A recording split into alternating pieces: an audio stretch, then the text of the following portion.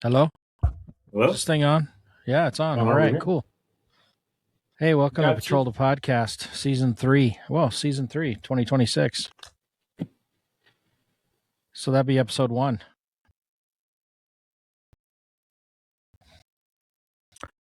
We're back. We're already ahead of the game. It's only the second day of the new year, and we're already back on.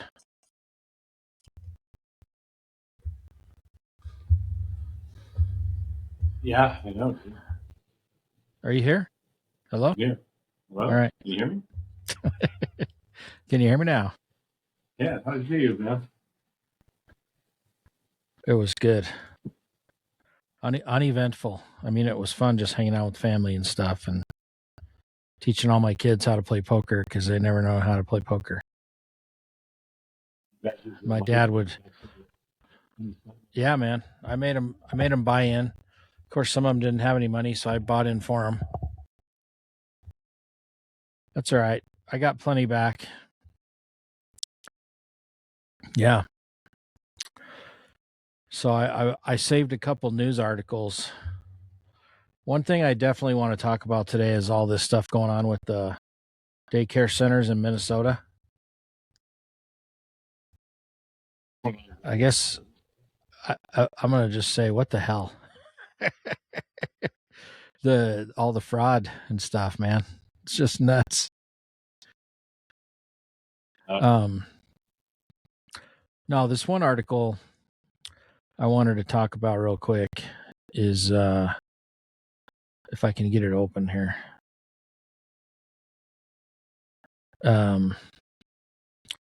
It's law enforcement related here, so bear with me. It's a officer creating Jeopardy in use of force situations.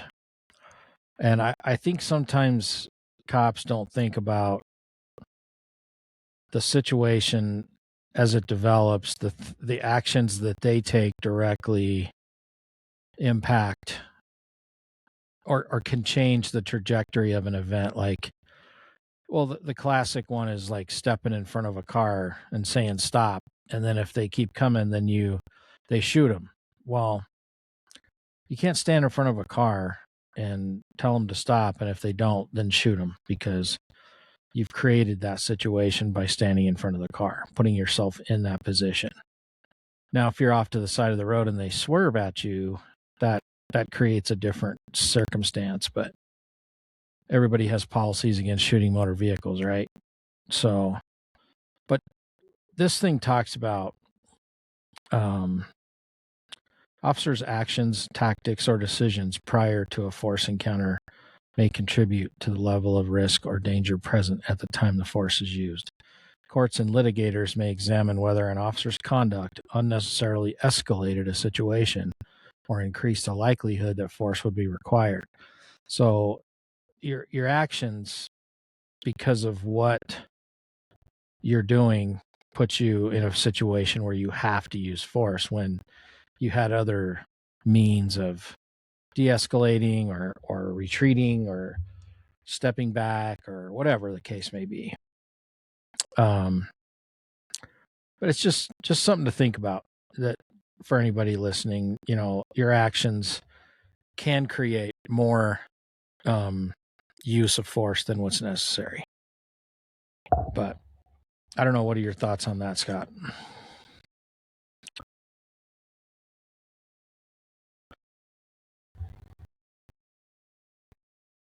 I can't hear you. You're muted. Sorry. My wife's There you go. Christmas is getting a little loud over here. Oh, I got you. I think it's a lack of training. I think I can almost always come back to that. If we can talk about that all day, but Yeah. if we're not training to that degree, if you're not training people to not step in cars, i.e., putting them in a pressure situation where they have to act, then you're not going to break that cycle. You can talk to people that people aren't going to listen. But the closer you can get to reality training, the better training you're going to have, the better officer you're going to turn out. The problem is we don't do that. And I remember going through training and analyze my people. I used to make them train at night, on a Thursday night or Friday, whenever it was slow. I'd say, all right, let's all go train. We go train. You find out a lot about people, what they're capable of, mistakes they make, things like that. I think you just get a better product overall with that. And so I think when somebody's stepping in front of a car to stop the car, I think they just need to be hit with the car. Essentially, they need something to wake them up and say, "Hey, this is not the right thing to do. You should be stepping out of the way of a car." And you shoot. Let's say you do shoot at the car, and you shoot the driver of the car. You have created whatever happens after that. You created that mess. So if they, drive their car into the front of the store and they kill a couple of people, that's on you as the officer. You can say whatever you want about, oh no, they started the action, but you did the action that caused the thing to happen next, and you have to live that in your conscience. Sadly, some people stuff. That's just lack of training, right? Especially in a day and age of radios, and where the radio is faster than the car. It's easy to figure out who the driver was. It's easier to figure all that stuff out. And there's a few instances where the car's been stolen, or a few instances where there's something else worse going on. But I think shooting somebody while they're driving a car is ridiculous, especially when it's moving at a high rate of speed, especially when there's possible victims around the corner. It's in city, dense population. Exactly. Bullets don't always go where they're intended, right? Right. But people do what they're trained to, right? People always fall back to the last point of training, the easiest piece of training. So if you don't train hard, you're going to react the exact same way when real life situations come up. It's just a lack of options in the toolbox. So you got to create options. You got to talk about what happens when cars come in. What are the different options? Just to get out of the way? Is it to call down and get spike strips? Is it what is it exactly you got to do next? Right. So you don't make the incident worse. Exactly. Yep. So yeah, that's just something I wanted to throw out there for people to think about. And one of the things we've really gotten better at training wise is getting out of that training silo where you got firearms training over here or this day, and then the next day you're doing arrest control, and then the next day you're doing taser or something like that. We don't do that anymore. We combine it all together. We do scenario-based trainings where we use the appropriate force or not. One big thing now is, with mentally ill people and intoxicated people that are, taking care of themselves and not a danger, an articulable danger to themselves or others, you're in a position where sometimes you have to walk away and not take any enforcement action or detentions or, put people in cuffs. It's a catch-22 for sure. It's a real trick bag because cops are in that mindset of, well, if they're not, if they're not all there, then I got to take them into protective custody and I got to do something with them. Well, what are you going to do when you get them in cuffs, put them in your car, take them back to the office? Then what? There's no hospital there. There's no mental health. There's a lot of different things that you have to take into account before you make that decision. So sometimes the decision is to tell them, hey, if you don't want my help, we'll see you later, or maybe not. Hopefully not, that type of thing. And then if they are truly in a crisis, you're going to see them again. But it always comes down to what you have at the time, what if there is a crime or not. And if there's no crime, then your options are very limited, Yeah, I will say this, and this is sort of a ding against the smaller mid-sized department. This is that your training is only as good as the people who are putting on the trainings, right? In a smaller and mid-sized department, you can have a great trainer. You have one person, and a lot of times it's one person doing several different things, or it's one person working the training, or maybe you have 2 or 3 people, but they all are from the same background. So you're not going to get the variety of scenario training that you need to truly flesh out all the different possibilities. So I know that sometimes smaller agencies, they get their ego about them and they don't want to work with other agencies, but I think the best thing to do is to find what's working with that agency, especially when you're a small organization. and combine that training, because everybody has a training coordinator. Every department has one. I think it's worth interagency where you really get a nice mix of training. Also, for your place, the 2 or 3 or 4 places you're going to call for backup should all be doing training together because those are what we call for backup. And they should know how you train. They should understand how you do things.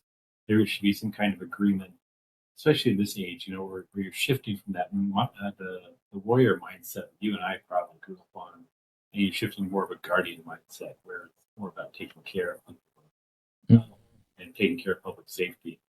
You can't do all that in a vacuum. You can be a great police officer. I'm not going to take anything from those great police officers who work out there by themselves all the time. But when it comes to training, you cannot think of every possible scenario out there and train for it. One person putting around training, and it gets tiresome. I did training for years, and I did SWAT training, and trying to put all those trainings together takes its toll. You got to come up with something new every time you train. We were doing SWAT training. We were training once a month, and trying to come up with a new scenario, training, and it just gets monotonous after a while. It's hard. Whereas if you have other resources, you combine with other agencies, especially ones you're going to have that cooperation with, just get a lot more training. Especially when it comes to active shooter or active, I don't know what they called it. Training nowadays, active shooter in my day was active aggressor for a while. I'm not sure what they call it now. But, pretty much the same thing. Active threat. Active threat. They just try to rebrand it, name it something different, and then they try to resell it. But even in those scenarios, and we're trying to get away from active shooter terminology because there's a lot of situations where you need an all-out response for people that are, multiple people fighting, or somebody that may have a knife, or somebody may have a different type of weapon other than a firearm, and they're actively hurting or actively killing. That's the difference. So it's really not that terminology anymore. So, but you bring up a good point about the training, who's doing the training, how many people are helping kick in the new ideas for scenarios, or luckily our call load is so heavy now that we have a plethora of really good training scenarios that keep coming in all the time that we use. And they're real life scenarios that have actually happened with an outcome, mostly successful. Sometimes there's always a little bit of room for improvement, but you're right. The training's only as good as your instructors and the support of the agency. That goes for any agency. If you have that support, it's going to be good, and it's going to be, and like you said, the cooperative training with other departments and responding, and it's a nightly basis now where a lot of different agencies are responding to help calls because you always have the never-ending manpower shortage. But that goes for any agency. A lot of different places help cover each other and things like that. But if you don't see each other for 6 months and you go on a call together, that's can cause some issues, and maybe not. Maybe you've worked together for a number of years and you know each other and you can give each other a look and know what's coming next. But that takes time to develop for sure, and effort. So, but so I do have. Go ahead. Oh, I was going to say, I think the best training I ever had was when I worked in jail. Nothing sends it home fast, especially a small jail where you're the only person, on the floor. The other person's up in the tower, and you have to resolve all the shit yourself. You learn how to de-escalate really fast. You learn how to people manage and talk to people and get people to do what you need to do without threats. Because what are those? There are many people in jail who just don't care. And I think that is a lot of training. And I think it's definitely needs to train and be prepared. But I will say, I think the person that I'm looking for that does training, and we do it in my profession too, there's a lot of training. What we're constantly looking for is a scenario that hasn't happened. We're outside the box and think of things that haven't happened yet. Doing research to find scenarios that haven't happened in our local with what we do now. So we can compare. Same thing in emergency services. True. So but there you go, man. Yeah. That's my 35 cents. All right. I do have a funny story I want to share this video. We'll see how my screen sharing goes. It's usually ugly, but we'll see if we can pull this up really quick.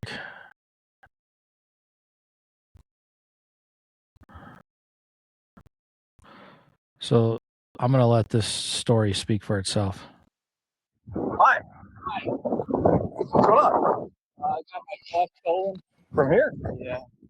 Okay. I got here at quarter to 3, and I came back down here. It's gone. It's in the cup holder, the closed cup holder. And so,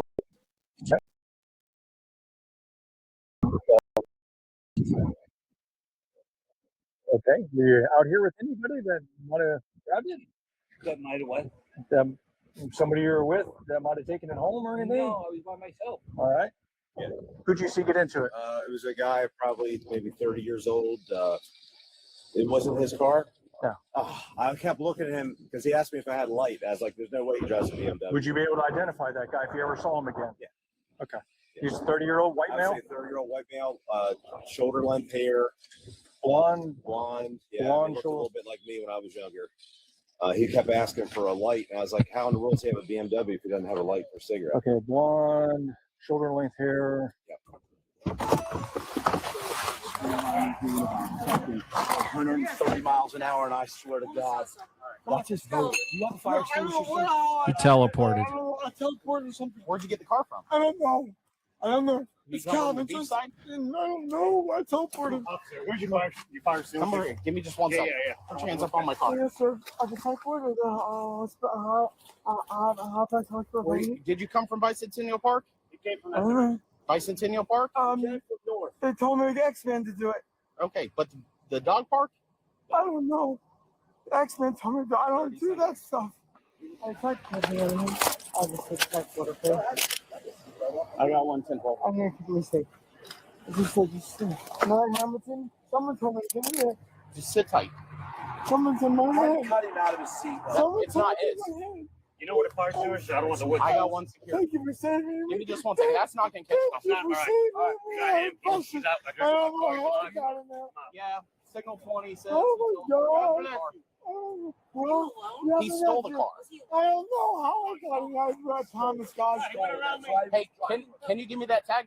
Someone good Christmas Martin to tell this time. So I don't know if you caught I got that. you. He said he teleported into man. the car. I got 2 comments. One, that's a huge advertisement for BMW. See that car, man? It was like nothing left of it. That guy walked with barely a scratch. Yeah, The he's just a second bloody part is- face.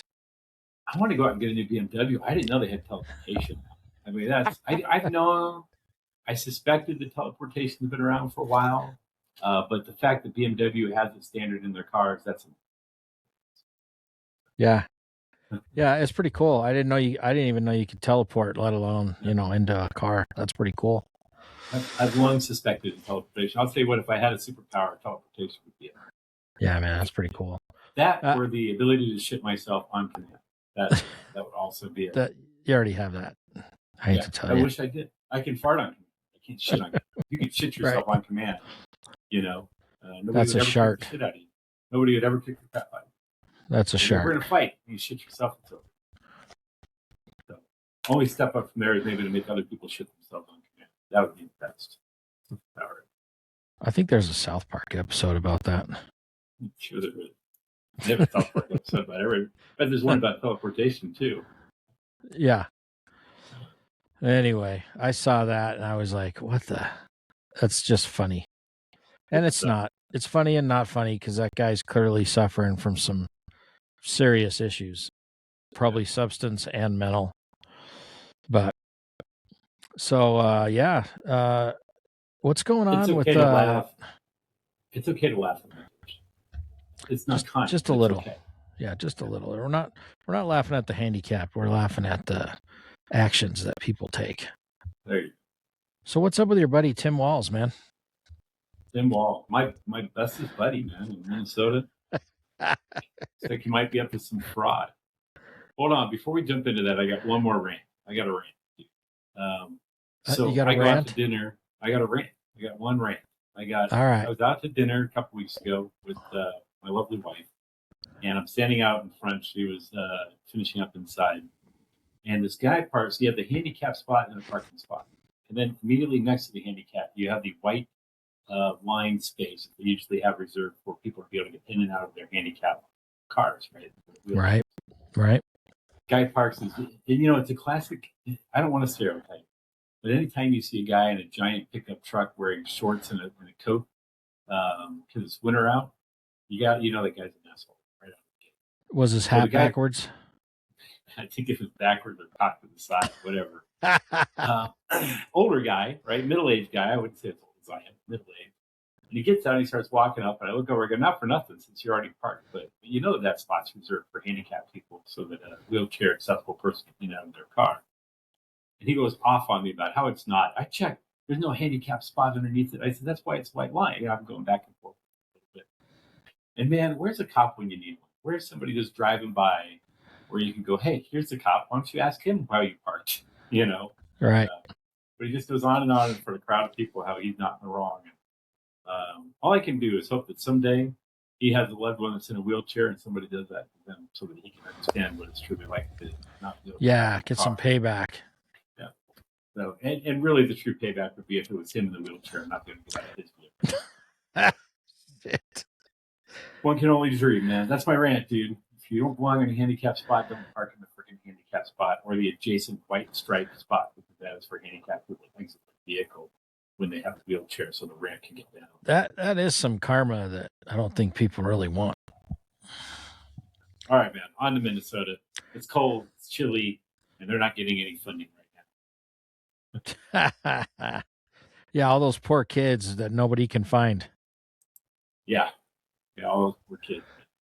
So what's that guy's name? Shirley, that's been doing the videos, the YouTube videos? I think and so, yeah. I guess all the platforms, but he's all he's doing is knocking on the door and saying, hey, where's the kids? And these people go crazy. I don't think that's a normal response. No, I don't think so either. How do I get my kid enrolled? No, we don't do that here. It says school daycare on the front of the building. No, we don't enroll kids here. Yeah. I'm kind of right now, I'm still kind of in shock. I'm like, how could this be so widespread? And there's just, nobody has even thought, what's going on? When you drive by a daycare center every day, I guess people are just zombies, man, getting in their car, going to work, getting in their car, going home, and they don't pay attention to anything going on around them. But you would think driving by these complexes where you have 10 different buildings inside these giant warehouses that offer all these services, and there's nobody there. And then when you try to get service, like there was one building he was in with his partner, and they were asking for rates for some medical care. That's what their sign said. And they had nothing. They told him to get out. He's like, well, you're providing a service here. I'm trying to get service here. I'm trying to get some medical care, some rates. What? Give me some information. And they're like, no, you have to get out of here. And then they call the police on him. And the police are like, well, this is private property, man. You got to get out of here. They're not even. They don't even show up and say, what's going on. They just immediately start saying, well, we have the authorization to charge trespassing here. We can charge you. Well, no kidding. You can charge people. But how about you say, what's going on? Let's step outside. They obviously asked you to leave. Let's step outside and let's talk it out and see what's going on. I look at some of these situations, but I don't want to criticize those cops, but on that video I saw, but that's just stupid.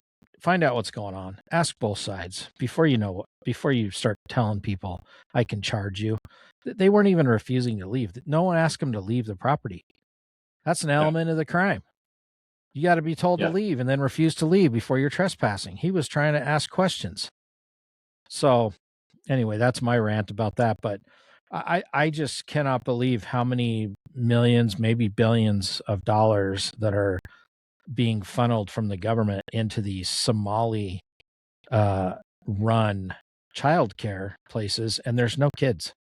I mean, it seems pretty black and white to me that what the money is going to is not what it's being used for.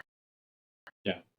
Well, I think what's good, you're going to find surprising is how much Ilhan Omar, the congresswoman, Somali congresswoman, has to do with that as well. Because it's Somali daycares that are doing a lot of this. You know, the downside of that, it's really a tragedy. One, there's no oversight. So nobody's checking in to make sure there's no state certification paperwork to go in and check and see if these kids are really involved, who these kids are even. So that's one. Two, you now have it where they're shutting down the funding to these daycares, and some of it is vital funding that they need to operate. But it's not just the state of Minnesota that's been cut off. I think they're cutting off all funding to states to figure out what's going on. So now you have it across the board, and it's all because people throw out terms like racist, sexist, anyist, really. And when you do that, then nobody wants to talk about it anymore. I don't want to be involved. You don't want to be involved. The minute somebody calls me a racist, I don't want to have any more conversation with. There's no talking. So they throw these terms out like that, and then nobody wants to ever argue about, are these legitimate businesses? And so they've been getting away with it for quite a while, whether it's Tim Walsh or Ilhan Omar or whoever. They've been getting away with all this fraud. And it's a shame because real businesses, real people are doing without that. That's true, because you don't know who is actually legit and not until you look into it. So I think the president's right to suspend the funds to where they don't know where it's going. There's no way to prove where the money's going. It's going back to Somalia, and it's going to some corrupt individuals, would be my guess, just looking at it on its face.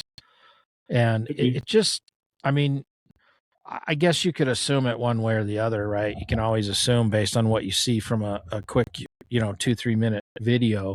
You don't have all the context, but I think when you walk into a healthcare facility or a place that's, advertised to be a healthcare facility, and I don't know, is it because he's a white male that they don't want to talk to him and provide services? Well, I have a problem with that too. Any type of discrimination is not okay, but I think it goes just beyond discrimination. I think it's widespread fraud. I think it's been going on forever. I think a lot of the government there is behind it. Some of these guys that you've seen, I don't know how much of this you've seen on the news or the social media, but there's a Somali gentleman that has been seen in several different videos, and he was with the mayor of I think it was Minnesota, dancing on stage, all happy when he got elected mayor because he's pro whatever he is, socialism, immigration, illegal immigration, you name it, he's pro. And then he's the one being interviewed outside some of these daycares.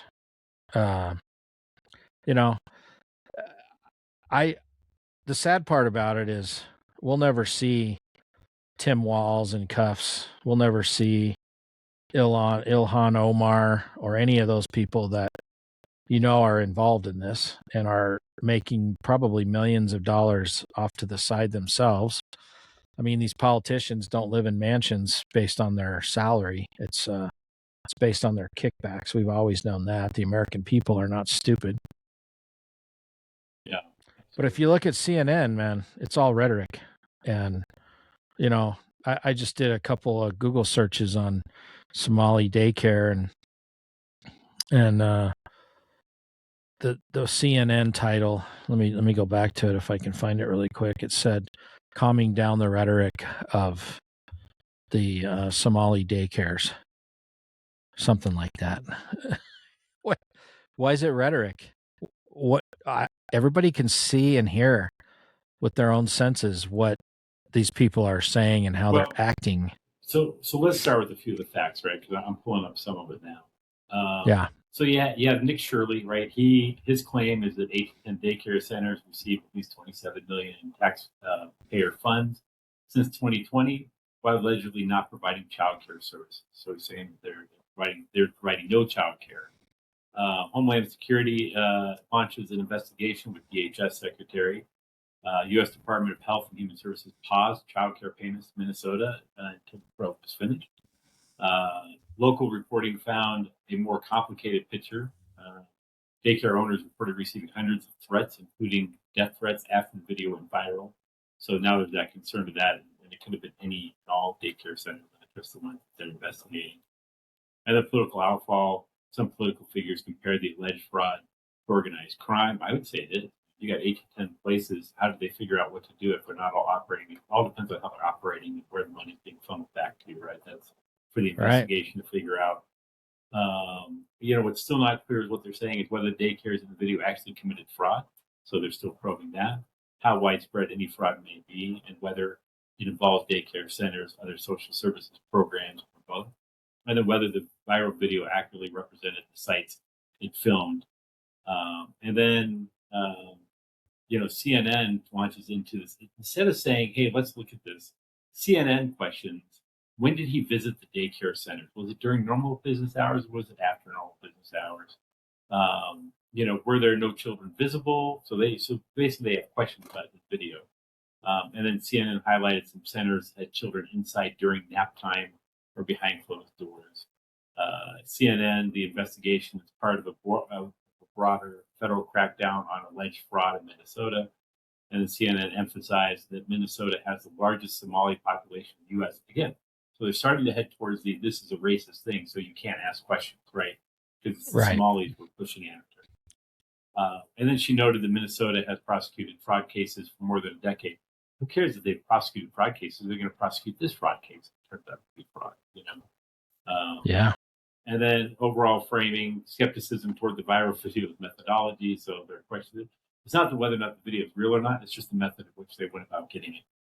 Concerned about the threats and backlash. So it's not so much that there may actually be fraud and this mass corruption. It's that somebody made threats afterwards, like how they used to threaten cops after George Floyd, that kind of thing.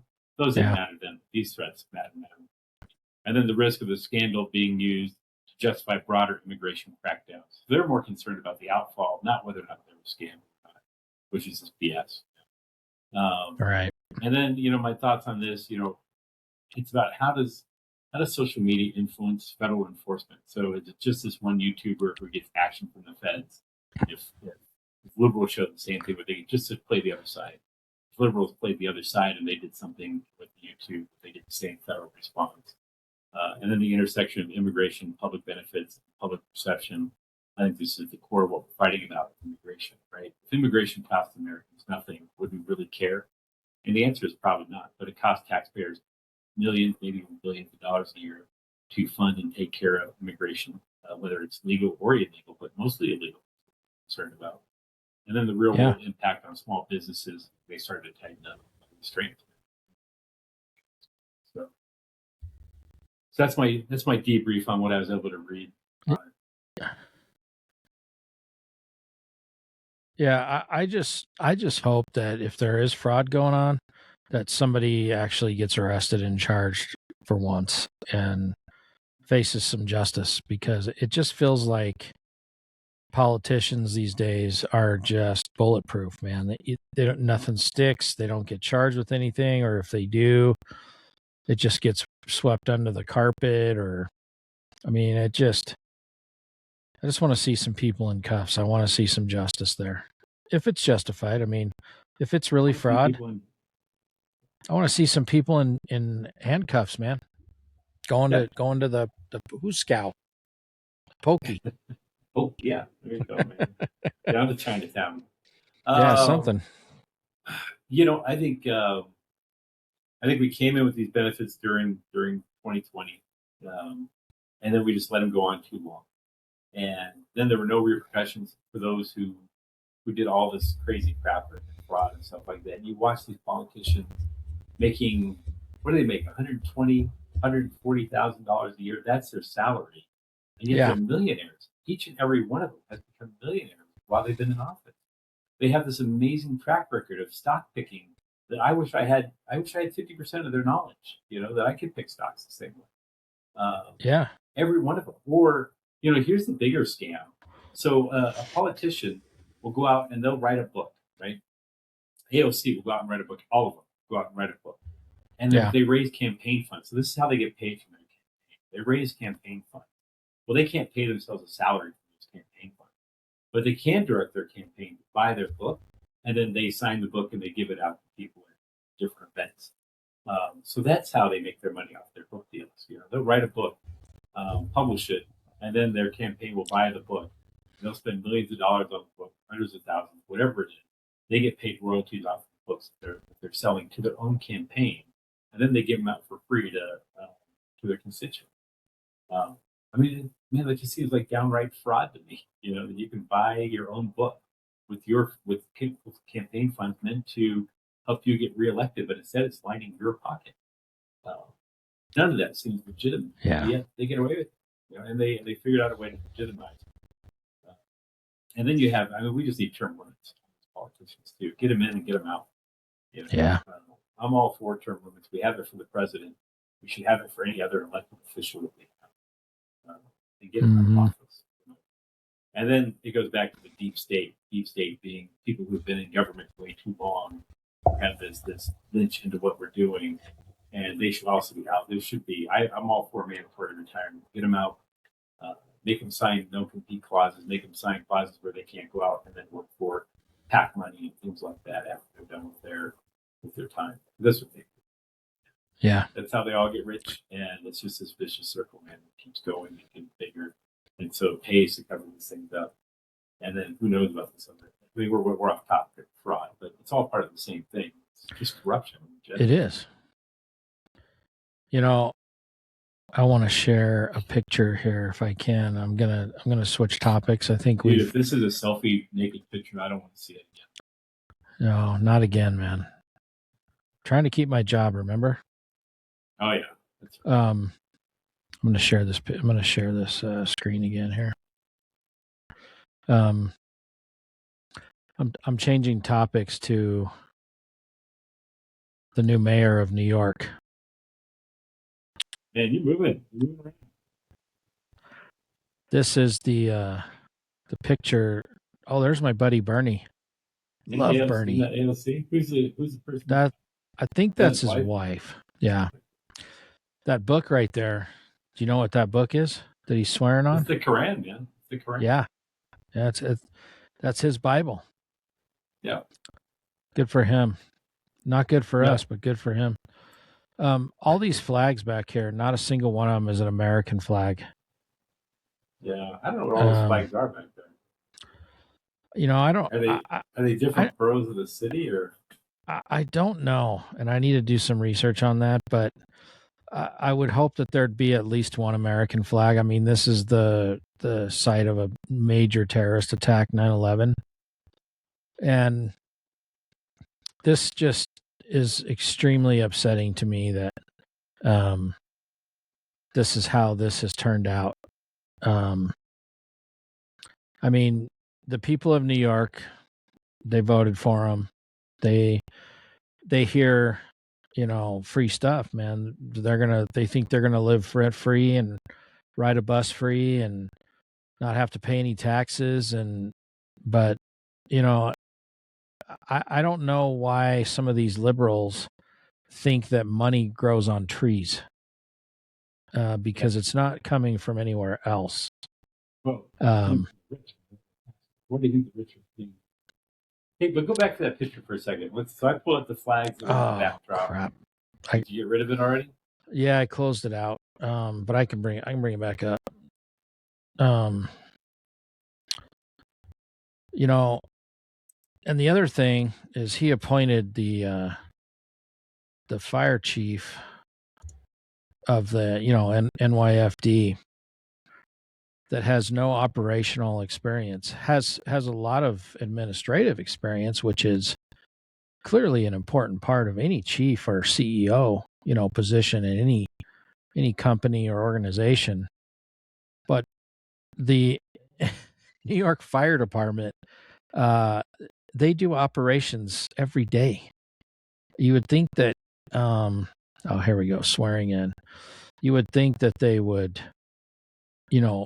bring somebody, from within that's more than highly qualified and able to do the job, especially with all that experience. All right, I got it. I'm going to share my screen again. I'm not surprised. I guess I'm just trying to process it all. I don't live there. It's probably not going to affect me directly unless I try to visit there again.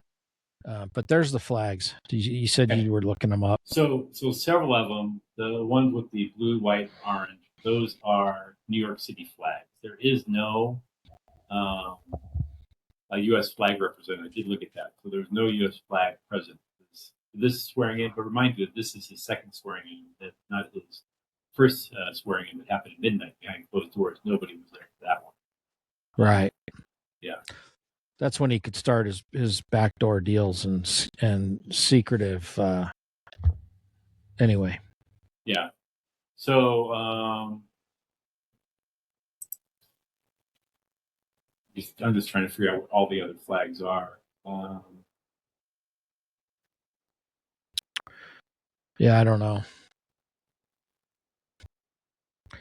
And while you're looking, this picture with Bernie Sanders, AOC was there too, and I fully expected her to be there. Everybody needs a drink, so a good bartender is hard to find these days. But Bernie, as goofy and crazy as he is, sometimes he makes some sense. I mean, he has some good ideas. He just takes it way too far to the left, in my opinion. Yeah. So they're saying the dark blue background, that might be the one in the middle, maybe. It's a New York state flag, New York City flag. It's a blue, white, orange. That's the big one. So probably those two flags, see two flags with the blue, white, and orange. Those are New York state flags. I don't know what the other ones are. And I don't know what one is that Don is covering up. But you are right. It is normally a tradition to have the United States flag in the backdrop. We did not have that there. It's also not normal to have a midnight swearing in either. So he didn't do that in public either. No, and he did that because he started right away some executive orders undoing what the previous mayor had done. Is what I read, some of the headlines. I don't know for sure how much of that is true, but I'm going to assume all of it. Right. Yeah. I don't know. My personal experience with that city, my wife said you should travel. You should see New York City and you should see the Statue of Liberty. And all I've ever heard about and studied about New York City is the crime rates and things that NYPD does and things of that nature. So I never took the time to realize what the crime rate really is like and what the city really is like. But I went to New York and, took that trip and it'll be 2 years ago in April now already. But I love New York. I love being there in Manhattan and being in Times Square and the energy. I didn't have one negative experience there. I never felt unsafe. Well, we got lost on the subway. We went all the way to we went across the river and we went to Brooklyn. And we were on this car. I don't remember exactly where we were, more probably towards the front, where the engineer was. But there were several people on there. Some, as a cop, you learn to, look at people and look at their body language. And a couple people were maybe a little sketch, but there was a family that sat right across from us.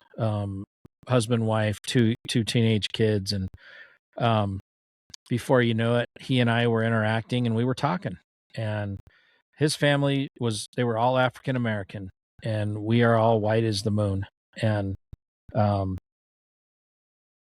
it just felt good to interact with people that lived there.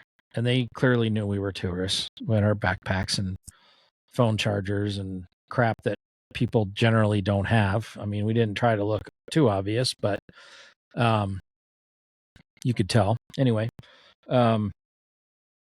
super nice people. I mean, it was just a wonderful experience. And by the time they got off at their stop, we were fist bumping and shaking hands, and it was a genuine human experience, and I just love that. And I wouldn't have got that anywhere else, I don't think. Maybe here, maybe in Denver or somewhere, but went to the Statue of Liberty, did other things, and I love that city. I mean, and now I'm just really nervous about where it's headed, where the leadership's going to take it.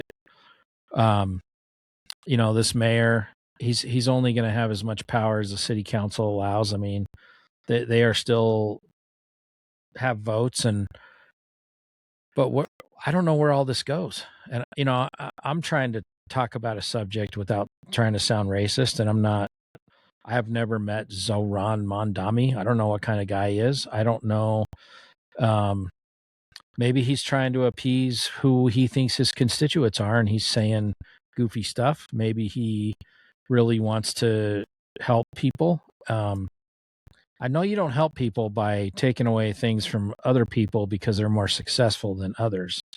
Our country was founded on that, and I've worked hard to have everything that I have. I don't think I should have to give up stuff to less fortunate people just because they didn't work hard or whatever the circumstances are. And I'm really high up on my soapbox now, but yeah, I mean, I don't know. What are your thoughts? Well, I think you didn't stroll through West Harlem, is what you're telling me. Probably didn't go to Queens to Jamaica Queens or anything like that. True. Or the That's Bronx. true. Yeah. Concourse or West Concourse. If you had, you might have walked out with, probably less clothes, wallet, kids, wife. I don't know. But so I'll say that has to do with any neighborhood anywhere in America. There are certain places you just don't go.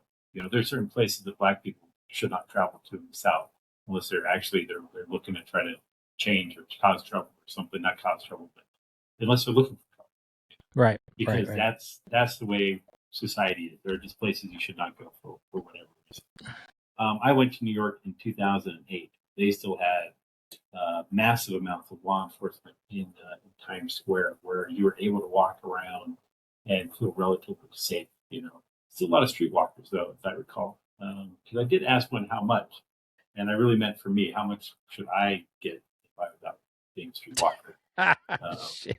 So, because you never know when you need full a of dime. it.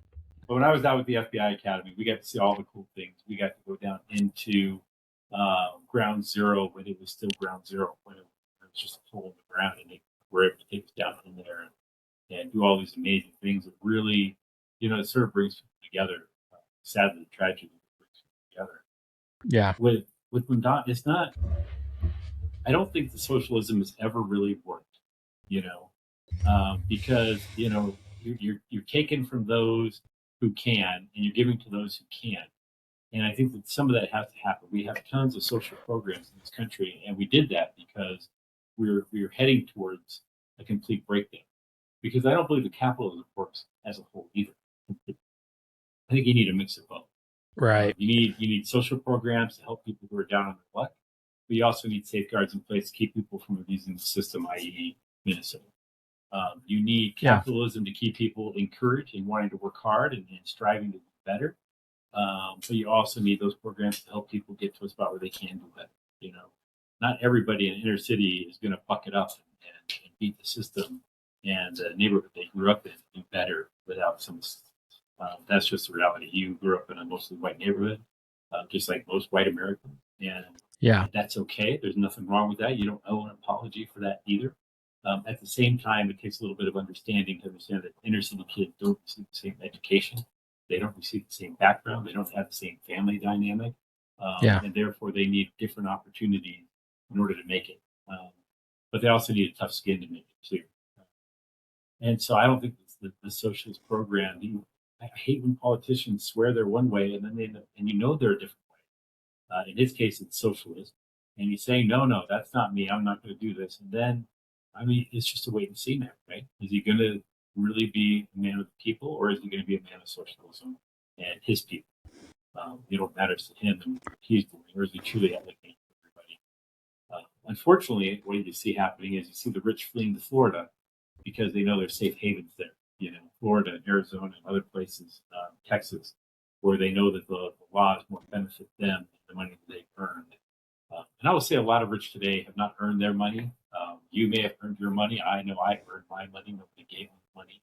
I Yeah. expected nothing when my parents passed away. I got nothing in it. But there are a lot of people who are receiving wealth from their family, that their family worked hard. Their dads worked hard. Their grandfathers worked hard. So they're not really working hard for it. True. But we have all these tax breaks for those people to get their money. Maybe we should change some of that so they don't get tax breaks. At the same time, I want to think I leave wealth to my children of some kind, and I pass on whatever I've earned. I don't think I get to keep and give to whoever I want. Right. So, no easy fix, man. No easy fix. I hope Mamdani does well because I hate to see him fail. But there are certain things that I don't want to see do well. I don't want to see where they start taking, where they raise the taxes to where people who work hard can't work hard enough to make enough money. I don't want to see people taking advantage of the system. So I hope that if that's what he's trying to accomplish, those things don't necessarily work out. But I do hope that New York is successful. I like to think that we've been working, I guess, to try to bring people together, and people are so far apart, different subjects that you can't even have a conversation with people about it. You can't even agree to disagree without getting in trouble. Yeah, I mean, no middle ground. It's hate, A lot of people will say, "Oh, Mondami is a scumbag." Well, right. We don't know that yet. I mean, we haven't even seen. I haven't seen anything that he's done. I'm going to follow him. I'm going to read what happens. And I'm going to read what he says, and then what he says and what he does. I'm going to be watching for that because you know how that goes. They always say things and then they do something else. But I want it, like you said, I want New York to be successful. I don't want it to go, I don't want people to start tearing it up and change the way it is and change the culture. And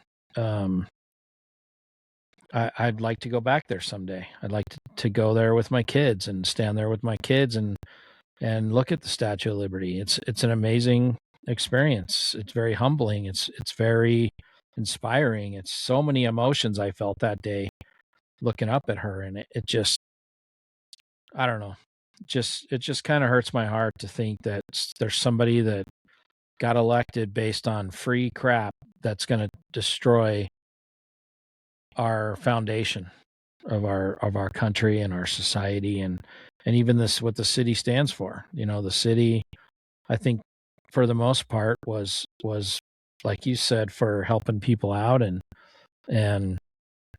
taking care of those less fortunate and trying to offer some services to people that need it, and also not taking everything from the wealthy just because the tax the rich. That's their favorite slogan now, is tax the rich. And that's socialism. They want to take what other people have because they think that they're not entitled to it. And I don't know, man. It's just frustrating and scary and all kinds of different things. Yeah, I think it's very different than what this country is based on. But I'll tell you,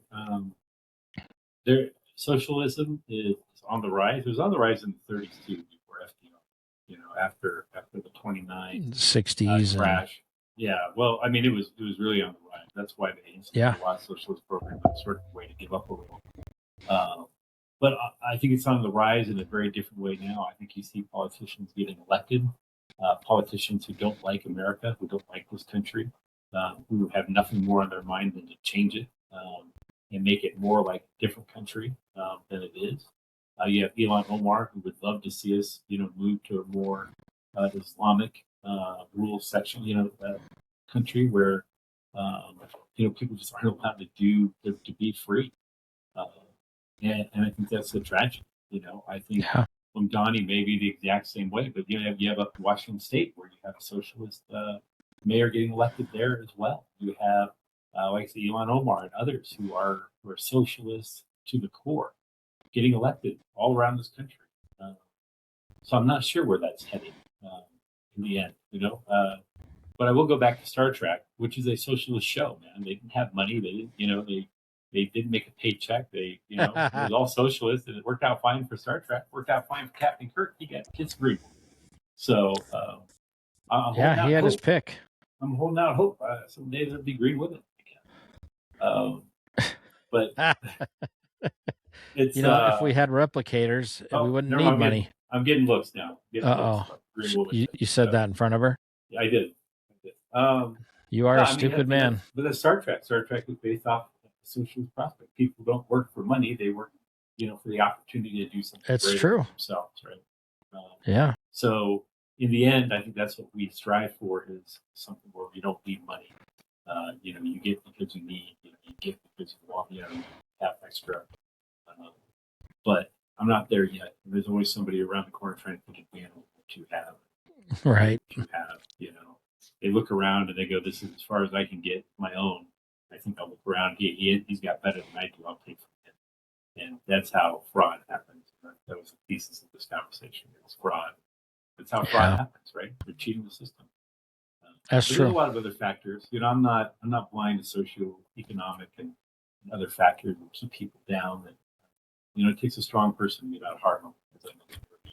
Not because I want to walk around necessarily. It takes a strong person to get out of there and do something different and better in their lives. There's a strong pull to the other side. So, who knows? Best wishes to Madonna. I hope he does the job that the people hired him to do, and that he's good at it, and that people are better off. Yeah, I agree. I may not like what he says or what he does, but I'm not going to wish him ill will or wish him to fail, because then everybody fails. And I think some of the voters there are going to be in for a rude awakening. I think that they're going to run into a lot of obstacles in some of those programs that they got elected on. The things that he said, they've already looked at the cost of the transportation initiative, and they said there's no way we can afford this. The I wish I knew the name of it. I can't think of it off the top of my head, but the organization that runs, I think it was just the buses in New York City, not trains or anything, a subway or anything like that. But it's already on the brink of bankruptcy. It's just the operating expenses are horrendous. And here you have this mayor-elect saying, elect me and you'll ride the bus for free. Well, I guess he must have worked out all those details and to say who's not rich and who can pay, for the whole train car here today, because nobody else paid for it. But you're wearing a suit, so you're going to pay for 55 tickets on this car. I don't know. It just doesn't make any sense. I mean, it just doesn't pass the smell test with me. But like you said, we'll see what happens. We'll see what he does and what he says. And I mean, I've read a lot of people's comments online, and because that's where you get the real, heart of the Americans, that, the keyboard warriors, and that people get really, really brave behind that social media platform. And super brave. It's just all hate, man. It's all hate, and it's racist. And they're talking about his Muslim background. And I'm smart enough to know that there are bad Muslims and there are good Muslims. I think that I can't label an entire race of people as one way or the other. I think that's ignorant. And I don't know. We'll just see what happens, like you said. Right. I'm okay. I'm okay with him swearing, because I wanted to swear in something. I don't want him swearing. Swear and lie. Hopefully, it has a little more meaning. Swear. But the reality is this: you're right. Good point. I'd love to see free transportation across the country, especially mass transportation. I'd love to see improved roads and things like that. But the problem is they want to increase taxes on a very small amount of people, which is you and I, and the rich, because eventually it trickles down to us too. And if it doesn't, if you don't think it doesn't, take a look at inflation, what's happened.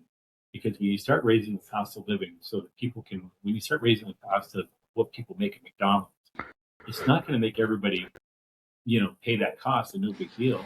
McDonald's has to raise the price of a hamburger, and then you have to pay more for that. And then you're going They to have want to more let- money from your job. And they have to lay because people in order to off. afford the hamburger. Yeah. And you want more money from your boss to be able to pay for the hamburger. So that increases the cost of everything. And therefore, and I'll say this, I think I might have said it before, but I'll say this. When I was 17, living on my own, 16 and living on my own, I could rent a 1-bedroom crappy apartment for what I made, which was minimum wage. I was making $3.20 or $3.35 an hour or something like that. Definitely under $4. It was like $3.35 an hour. I could afford a crappy 1-bedroom apartment. Now, people who are making $20 an hour can afford a crappy 1-bedroom apartment, and that's inflation. Barely Explain can that in a afford it. nutshell. That's what happens. So now and all inflation, all this does by raising minimum wage and all this other crap, all it does is it hurts the middle class. Because the middle class is not getting some big massive raise typically. They're just keeping up with inflation barely. So they're never getting ahead. And the lower class isn't getting ahead because everything costs more now. You know, rent, food, groceries, clothes, everything costs more. It's not just tariffs that have caused that price to go up for my little friends. It is the cost of everything that goes up because they have to pay workers more. And then what you see is automation. You see AI taking over. You go into McDonald's now and you can order everything online, which means they don't have to hire as many people, which means there's more unemployed people that are in that lower spectrum. Yeah. And you're going to see that in Amazon over the course of the next few years because they have plans of laying off some 6,000 or something like that employees due to automation in the next couple of years. Those are not top end tier workers. Those are not white or even blue collar. Those are no collar workers that they're going to be laying off. Where do you think those people are going to get a job? It's not going to be McDonald's. It's not going to be Walmart. It's not going to be any of the other places because they're all going automated.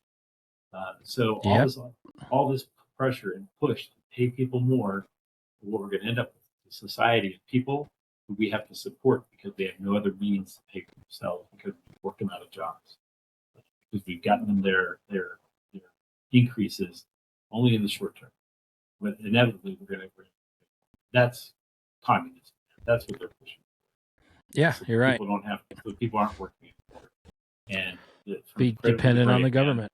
From the cradle to the grave, dependent on the government. Yeah, that's right. So, and 83.4% of what I say is true. 83.4, huh? That's pretty high.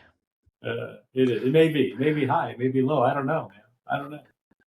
No, I just that's how I see it. Is that we've increased the minimum wage to some ridiculous number now, where you make more going to work. My daughter works for a veterinarian clinic, make $18 an hour. She can make more in McDonald's than she is at the veterinarian clinic.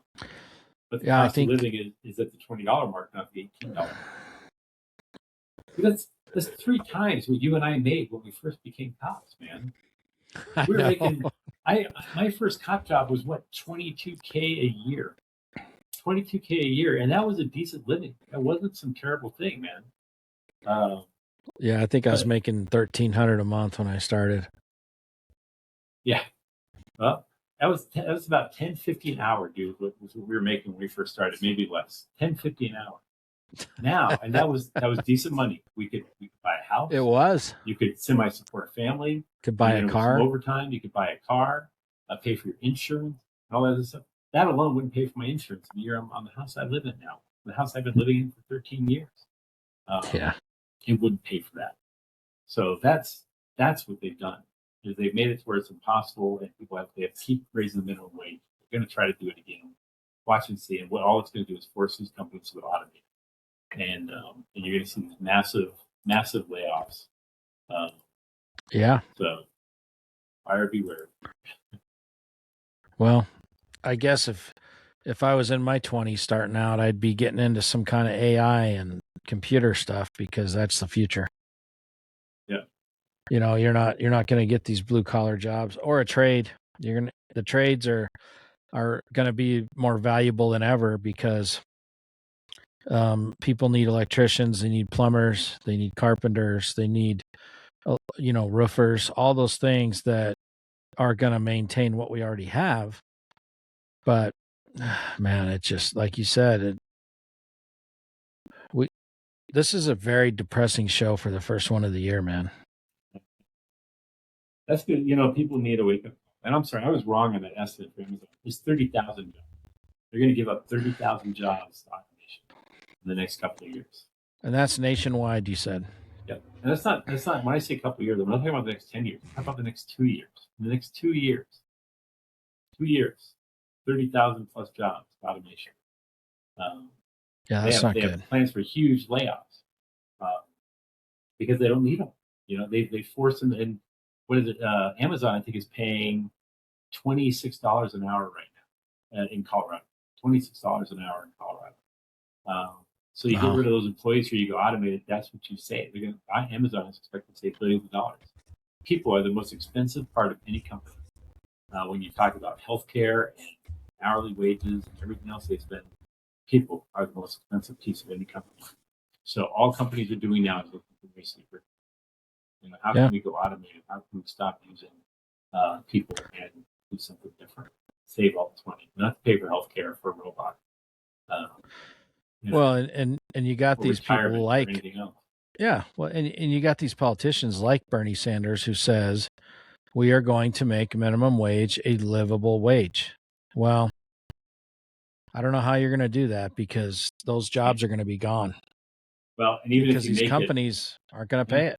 But even if you raise the minimum wage, I don't care what you raise it to. Raise it to $1,000 an hour, and all you're going to do is push the cost of everything else up $1,000 an hour. And they're still going to be they're still going to be able to afford a crappy apartment on low income wage. And those wages are not meant for your life, man. They're just meant to give you a job.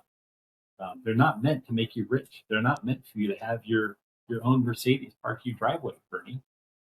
They're meant for you to hopefully go out and get an education, whether it's an education for plumber, electrician, some other trades job, or an actual 4-year education and move on to something else. That's what it's meant for. It's meant to inspire you to go do something and be something better.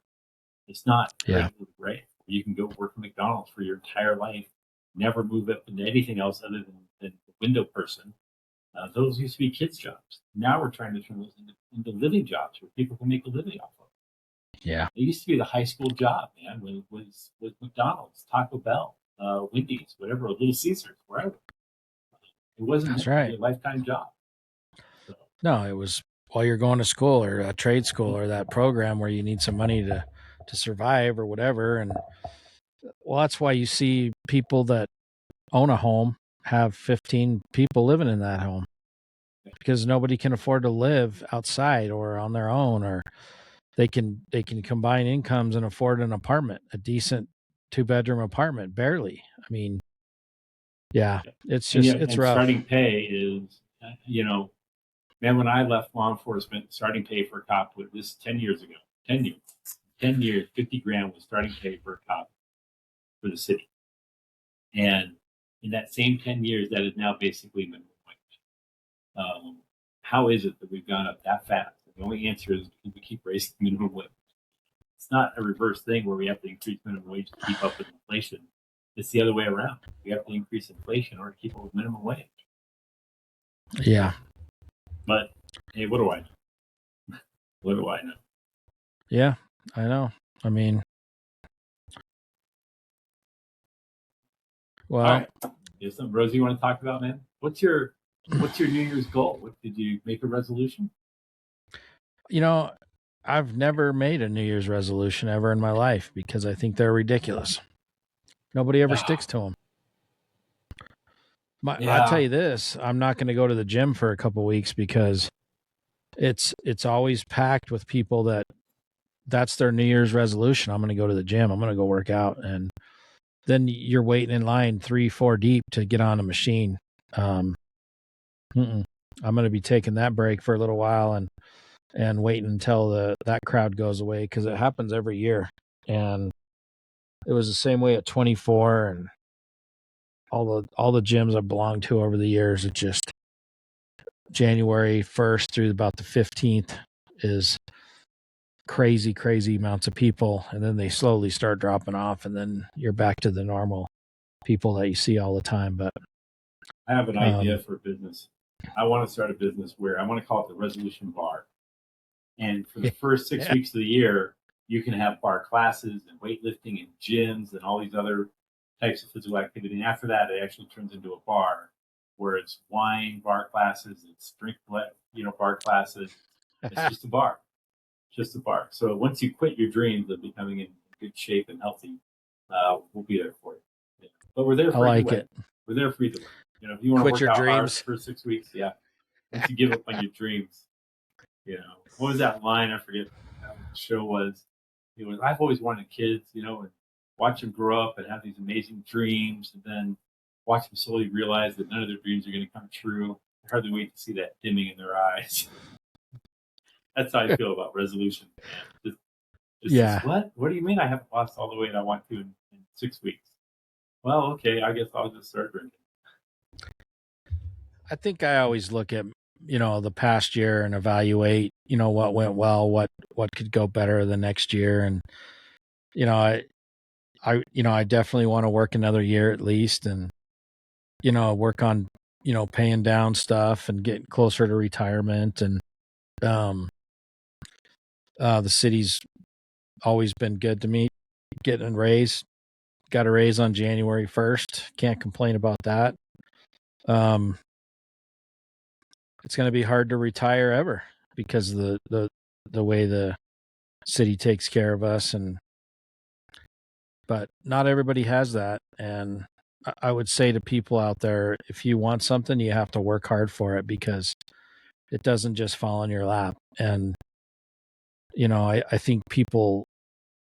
think a lot of young people these days see what their parents are making at their jobs that they've been at for 20, 25, 30 plus years. And they go, man, you make a ton of money. Well, yeah, it didn't happen overnight. You don't just get a job making 150, 200K a year. And these people are, you see these street interviews. They're like, how much do you think is a reasonable wage to start working? And a couple of people said, oh, I wouldn't start for anything less than 350 a year. And I'm like, you're living in some fantasy land because that's not a wage that just comes across your desk and they offer it to you based on a hiring.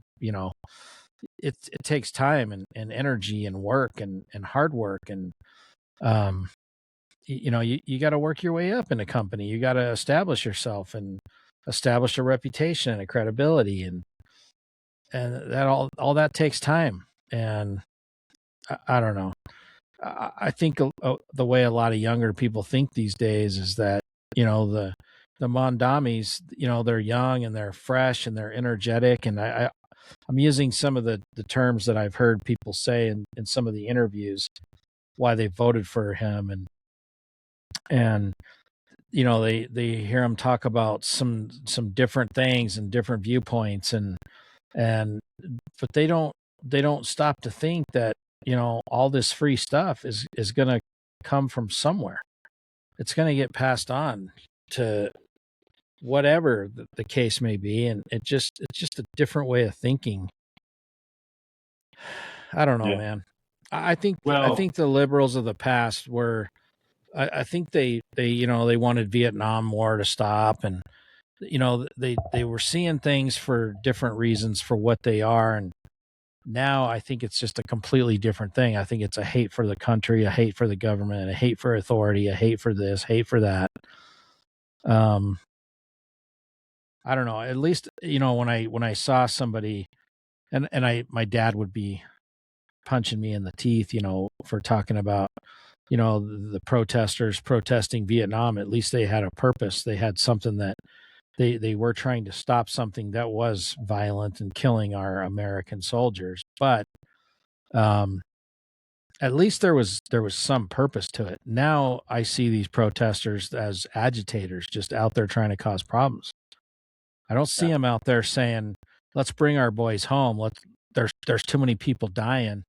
That's at least some type of purpose, whether it's right or wrong. I'm not going to argue that, but burning down buildings or, fighting with cops, spitting in cops' faces or assaulting cops, I'm not seeing a purpose in that. Right. Other than to be an agitator. How is that too? Yeah, I mean, that is a job nowadays too. The protesting, I'm not sure. I think part of it's boredom. You see a huge amount of older people out there protesting, and I think that's what happens when you let people retire too young.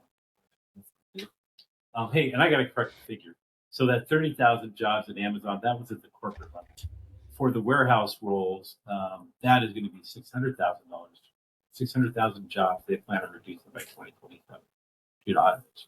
That's 600,000 workers that are making $20-some an hour that will not be making any money an hour in the next couple of years. And all of that is because of demand entirely. So because it pushes innovation, pushes new ways to do things. And, we used to have people out picking fields and picking wheat and all that other stuff. And when wages got too high, they figured out a cheaper way. They made it substantially easier to go out and find automated machines to do all that stuff for one person in a clear field as opposed to 1,000. Same thing is happening now. We have to go out and find new roles. Some of it will be back to college. Some will be back to school, trade schools. But the reality is 600,000 people in the next 2 years laid off from Amazon. We're not replaced when they're needing to all do that. So we start thinking, and those same people are going to be screaming about how they deserve to be taken care of. And that's going to be an increased rise in socialism, not decrease socialism, because they're going to want to be taken care of. So there's not going to be other jobs for them. They're not going to go to McDonald's. They're not going to go to other stores and get jobs and stuff like that. It's all going to be automated. So, but as far as protesting, I'm all for protesting if it's peaceful. I don't think that burning down any building, whether it's storming the Capitol or burning down a courthouse or anything else, should be acceptable. They're all the same. The structures, that they're tearing down and destroying, they should all be treated the same way. But I'm all for your right to protest as long as it's peaceful. Well, I would agree with that, but I would also add that if I wanted to go stand on the street corner, next to the No Kings protesters, which I still don't even know what that means. But if Trump was a king, those people wouldn't be on the street protesting. Their heads would be on pikes around the castle. But if I wanted to hold up a sign that said, embrace conservatism, I could probably get shot out there on the corner. And that's the problem is the radicalization of some of these people. I don't understand where that comes from, the anger and the hate and the violence. And if you don't agree with us, we're going to kick your ass. And, you see that in Portland where people go out there and try to talk to these Antifa people, and they'd just as soon kill you as even talk to you. And who's paying them to be that way? Who's paying them to, or where are they getting that indoctrination from? That it doesn't make sense. And that's part of the problem that we're having in this country too, is it's no longer just peaceful protesting, trying to make a change or advocate for change. It's if you don't agree with us, we're going to destroy you, or we're going to cancel you, or whatever the case may be. Well, I think you look around at elections and get elected. I could say the same thing. Reason Donnie gets elected. Reason Omar gets elected. Reason Trump gets elected. It's because there's not a better candidate out there. There wasn't a better candidate other than you had the previous mayor who basically was all kinds of scandals, and then you had the current mayor that he wasn't going to run again because seen as colluding with Trump. So they weren't good choices. You had the guy who was part of the Angels or whatever it was, and he wasn't a good candidate. There were no good candidates. So there's no good candidates to vote for. Then you're going to vote for that candidate. And the same goes for Trump. We haven't had a good candidate. I mean, he's the best candidate, and he's got a lot of faults. I'm not going to deny anything. Sure. From the language he uses when he gets on the news and the way he talks to people, the things he's done in his past as far as groping and abuse or whatever it is, women. But he came in with a message of this is what I'm going to do. And it fit with what most people, at least the majority this time around, felt we needed to do. But it's because there were no other candidates out there. There was just simply nothing better. You had the Joker on the Democratic side who couldn't quit cackling at herself who now blames everybody for her election defeat but herself. Yeah. And then you had Trump. And those were your choices. Not good choices. And they both actually went by when you think about the color of hair. Joke with darn. So it's not. I'm not ripping on Trump necessarily. I'm not ripping on Democrats either. But at the same time, Sure. there just aren't good candidates. We don't have poised candidates anymore. You know, we don't have good candidates who are out looking out for the American people. They may have started out that way, but they sure as heck didn't start that way. You know? Yeah. So hopefully, at some point, we just get better candidates. But in the meantime, we're going to keep suffering terrible candidates. We're going to keep suffering socialist candidates or candidates who are mismannered on TV or whatever it is. You know, until we get that the people can truly care about on both sides. It's been a long time since we've got those. Really long. That's true. I mean, and you look at the upcoming election, 2028 for president. I mean, you're going to probably have J.D. Vance there. And I don't know if he's as smart as Trump business-wise, but he's a hell of a lot more presidential than Trump is. And I wish Trump would be more presidential. Yeah. I mean, he's got his flaws, too. I like him. He's a Marine. How can you not? Exactly. And then on the other side, you have, I think Newsom's probably the one. Newsom's probably pushing himself as the potential candidate. And Newsom's, hey, man, face value, probably a likable guy. He's just a hypocrite and another socialist, another anti-capitalist, do everything for the people. He's super, all about illegal immigration until it's election season, and then he can tell you how he's against it. But not good candidate. And I don't know that J.D. Vance, I don't know that he has any great, I haven't heard any great policies come out of his mouth either. Yeah. Because he's the vice president. He's not supposed to have anything. So, other than making sure the president gets his job. So we'll see how he becomes his own fan.